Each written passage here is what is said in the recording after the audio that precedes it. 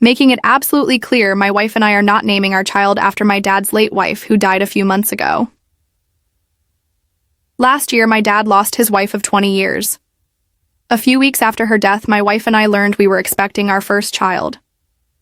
My dad saw this as a gift from his wife, and he and my half-siblings, all in their teens, expected me to name my child after her, either through the first or the middle name.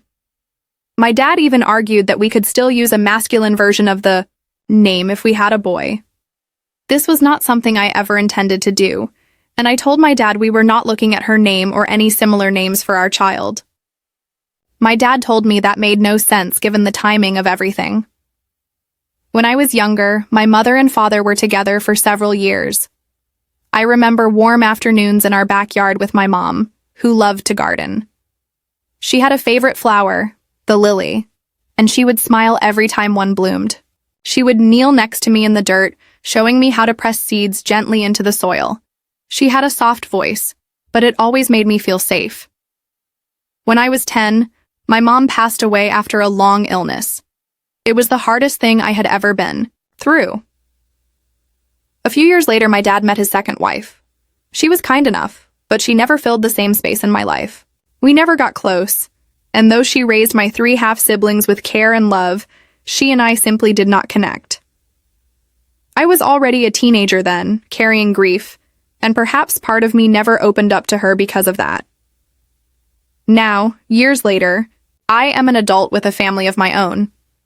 My wife and I had been trying to start a family for some time. When we finally saw the 2 pink lines on the test, it felt like a dream. We were thrilled, and I immediately thought of how my mom would have reacted. I could almost hear her laugh, the way it used to bubble up when she was excited. We shared the news with my dad not long after. He had been quiet and somber since his wife passed away, so we thought this news might cheer him up a little. At first, he smiled, and there were even tears in his eyes. But it was not long before he shifted the conversation. "I think this is her way of blessing you," he said quietly. "You should name the baby after her." I glanced at my wife. We had not even started talking about names yet, and this felt sudden. "I mean," he continued, "what are the chances? She passes, and then you find out you are going to be a father. That is not just luck, son. That is a sign." I was quiet for a moment. My wife squeezed my hand under the table. I looked at my dad and gently said, "Dad, we are not really thinking about using her name." He blinked and frowned. "Why not? She was a part of your life for 20 years. She loved you."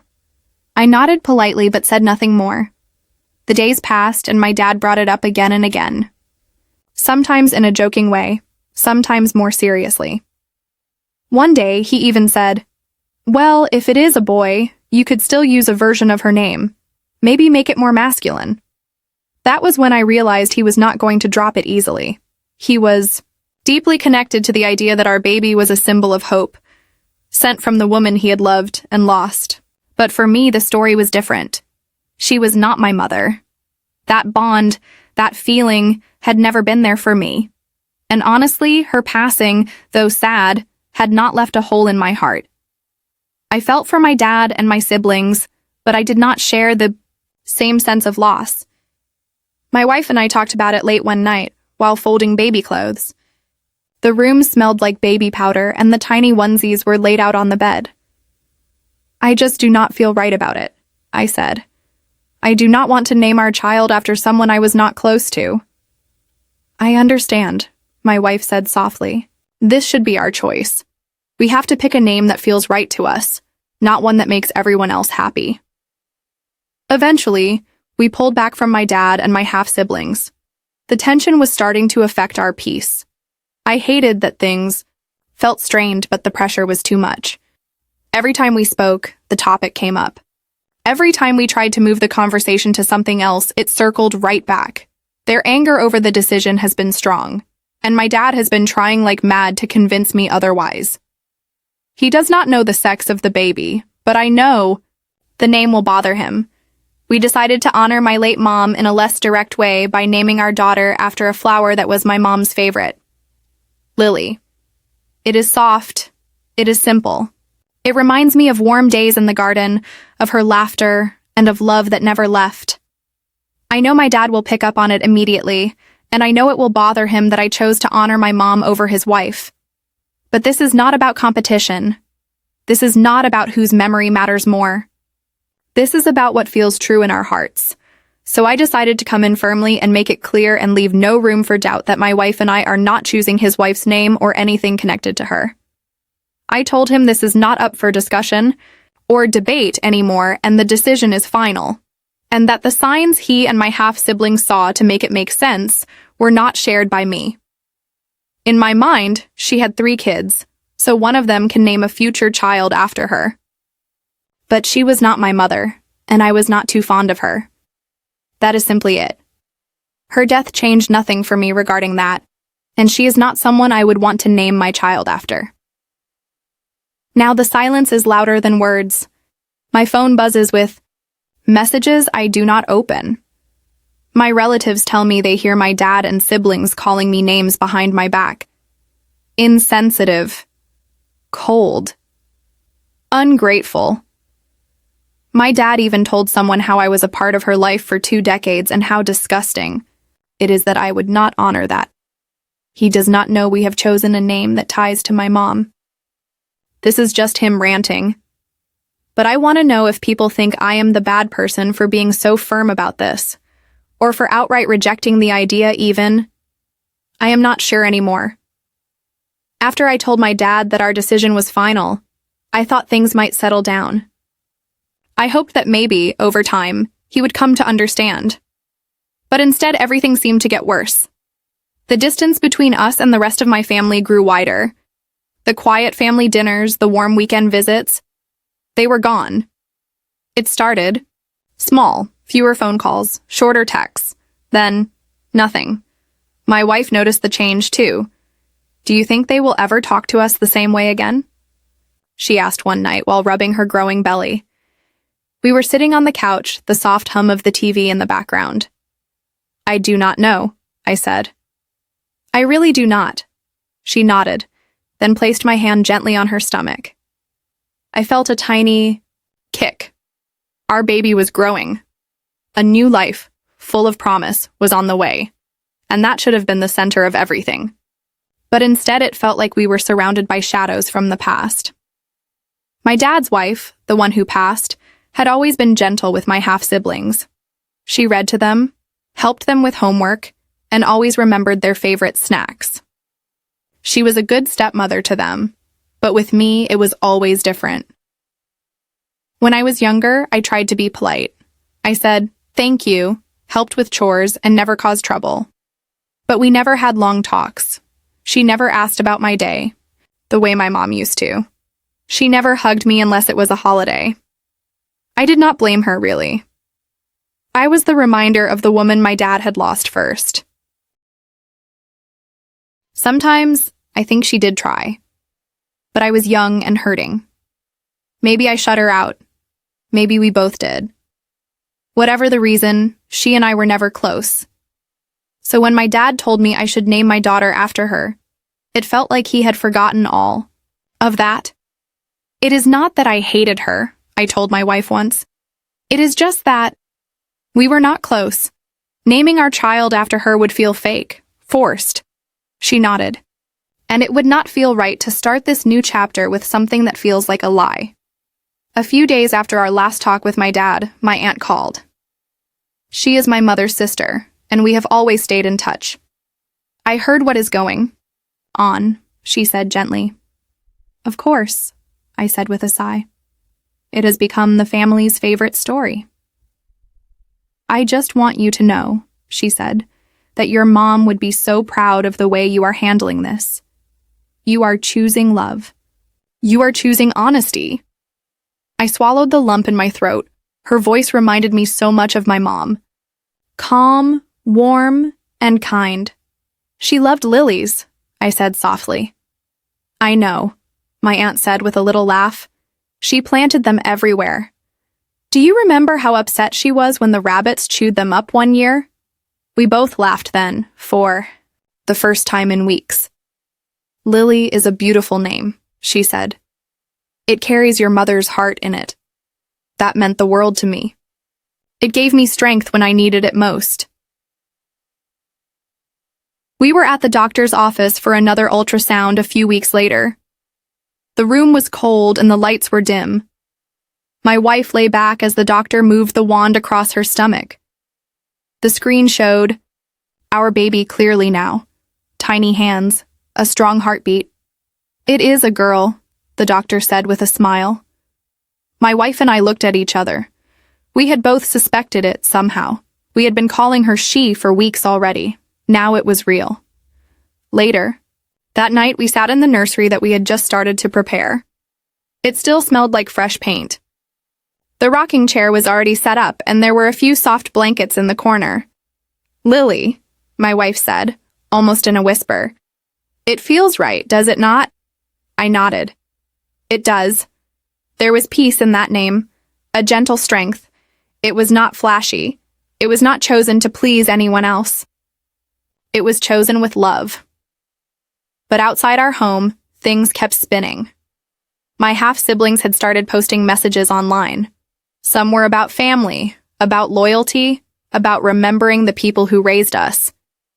None of the posts said my name, but they did not have to. I knew who they were talking about. Even worse, my dad had spoken to some cousins. One of them called me. You know, your dad's been really broken up about this, she said. He thinks you are doing this just to hurt him. That is not true, I said quickly. I just want to make the right choice for my child. But you were in her life. She took care of you. She loved you. I did not feel that love, I said quietly. There was a pause. Then, well, maybe this is just a hard time for everyone. I agreed. It was a hard time. But that did not mean I should go against my heart. I began writing a letter to my dad. I wanted to be honest but also kind. I wanted him to understand. I wanted him to know that this decision came from love, not hate. That choosing not to name my child after his wife did not mean I wished her harm. It simply meant I was choosing to honor someone else, someone who had shaped my heart even though she had left this world so long ago. I never sent the letter. I read it to my wife, and she said maybe the words were better left spoken, not written. We will see him again, she said. Maybe then you can share? In the quiet days that followed, I found myself looking at old photo albums, pictures of my mom holding me as a baby, pictures of her in the garden, hands dirty. From planting, I showed them to my wife. She smiled and placed a hand on her stomach. She would have been a wonderful grandmother, she said. She would have, I said softly. That night, I placed a small Lily picture frame on the dresser in the nursery. Inside, it was a photo of my mom smiling in the sun. She would be with our daughter, not in name alone, but in spirit, in love, in every bedtime story and garden walk we would take. The name was chosen. The path was clear. Now we just had to walk it, even if others did not agree. As the weeks went on, my wife's belly grew, and so did the distance between us and my family. We had been counting the days until our little girl arrived. Every night we talked to her, played soft music, and told her stories about her grandma, my mom, the woman she would never meet but would know through us. At the same time, the quiet from my dad and half-siblings turned into something else. It was not just silence anymore. It was anger. It was hurt. It was cold. My dad had always been a strong man, not just in his body, but in the way he held himself. He did not cry often. But now, when he did speak to me, his voice was sharp. His words, though not loud, felt like thunder. She was in your life longer than your mother, he said one day. Over the phone, his tone hard. 20 years. 20 years of birthdays, holidays, meals, she was there. I know she was there, I said. But being there and being close are not the same. She cooked for you. She bought you school. Clothes. She showed up for your games. I remember, I said. And I'm thankful. But she was not my mother. That bond, it never formed. I wish it had, but it didn't. He went quiet. I heard him take a deep breath. Then he said something that stuck with me. You are breaking this family over a name.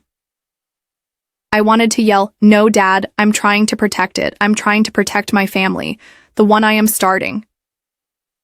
But I stayed calm.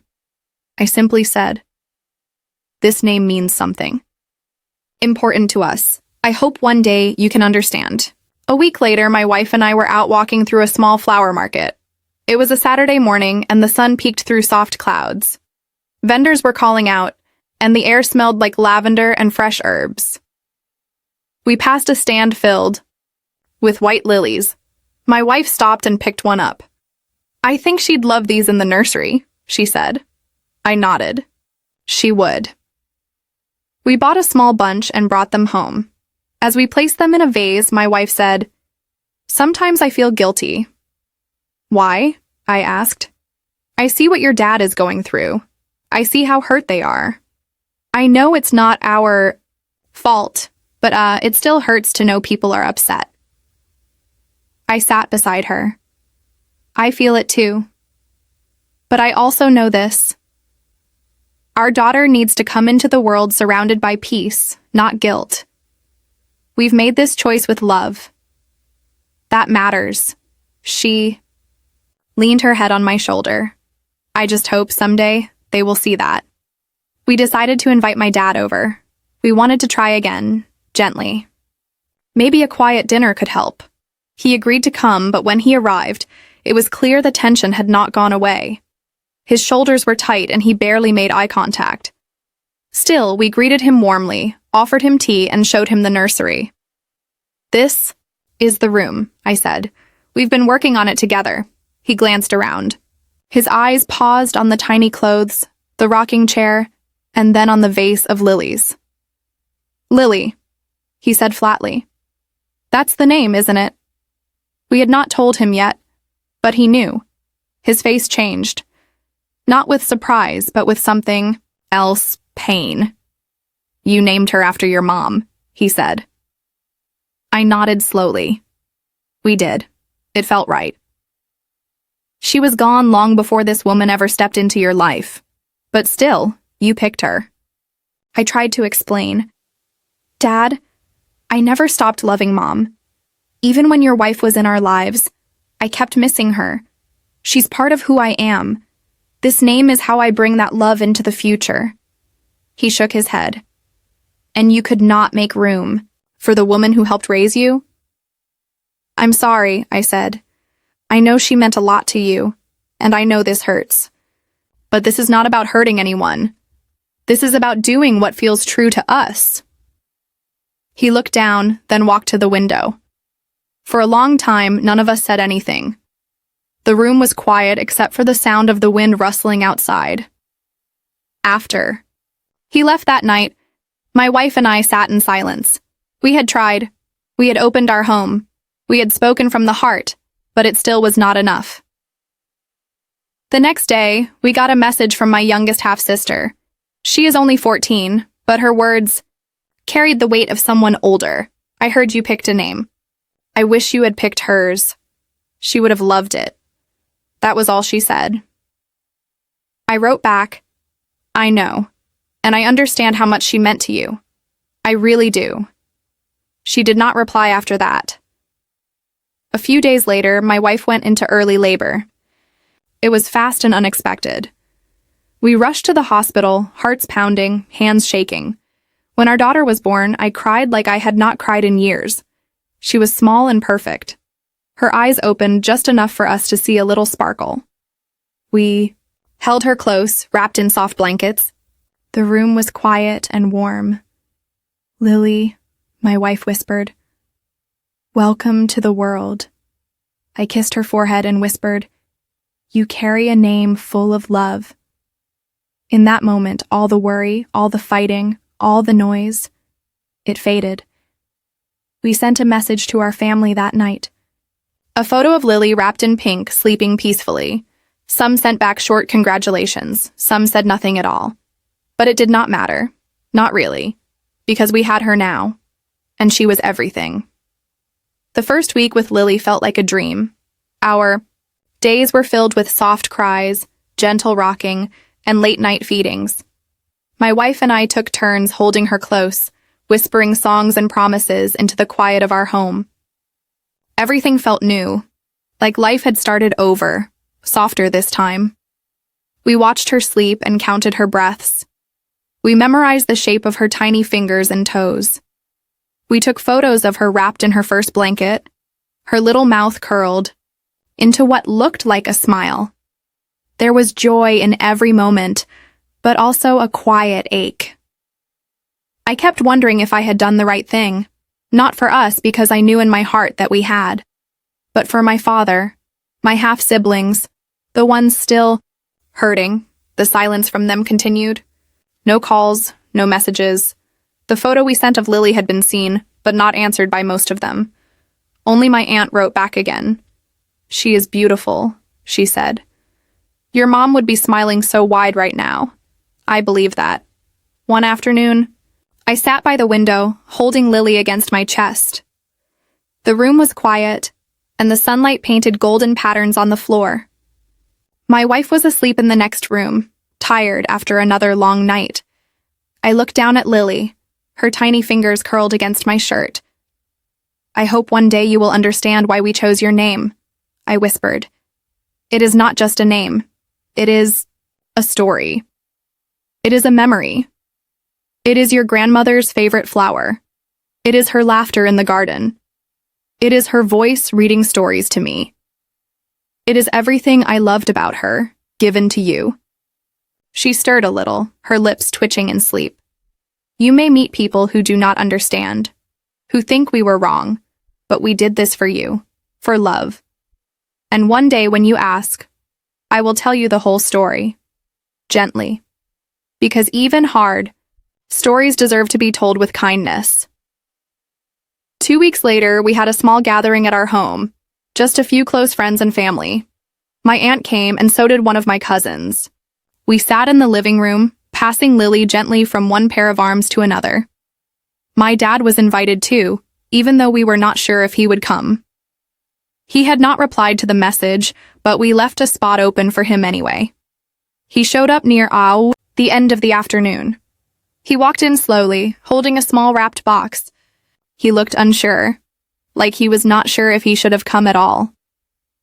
My wife smiled kindly and welcomed him. I walked over, gently took Lily from her crib, and carried her to him. "Would you like to hold her?" I asked. He hesitated, then nodded. He sat down in the chair near the window, the same one where I had held her during those quiet mornings. As I placed her in his arms, I saw something in his eyes. A softening, a memory maybe, or a breaking. She is something," he said quietly. His voice shook. "She is named Lily," I said, "after Mom's favorite flower." He looked at me, pain flickering behind his tired eyes. Then he looked down at Lily again. "She's beautiful," he whispered. "She looks like you." I nodded. "She has your ears, though." He smiled a little. A real one this time. Small, but real. He stayed for a while that day. He held her, he listened. He did not say much more, but he did not have to. Sometimes, healing begins not with long talks, but with quiet moments. In the days after, he began reaching out again. Slowly. Carefully. He sent a picture book in the mail. Then a stuffed bear. Then a message asking if we needed help with anything. The anger was still there. I could feel it, tucked away beneath the surface. But something had changed. He had seen Lily. He had held her. And somehow, that had begun to soften his heart. My half-siblings were still distant. That might take more time. Maybe they would come around. Maybe they would not. But I had hope. We had chosen Lily's name with care. not to hurt anyone, not to make a point, but to honor a love that had shaped my childhood, my mother's love, and to carry that love forward into the life of our daughter. I would never regret that. Lily is 6 months old now. She is learning to sit up on her own. She smiles every morning and squeals when we blow raspberries on her belly. We take her to the park near our home. We push her gently in the baby swing. We show her flowers and point out birds. My wife sings songs to her, and I tell her stories from when I was a boy. Sometimes we sit in the backyard and plant lilies, just a few, in a small garden patch. When they bloom, I tell her, these were your grandma's favorite. She loved them because they were strong and beautiful, just like you. Lily giggles and claps her hands.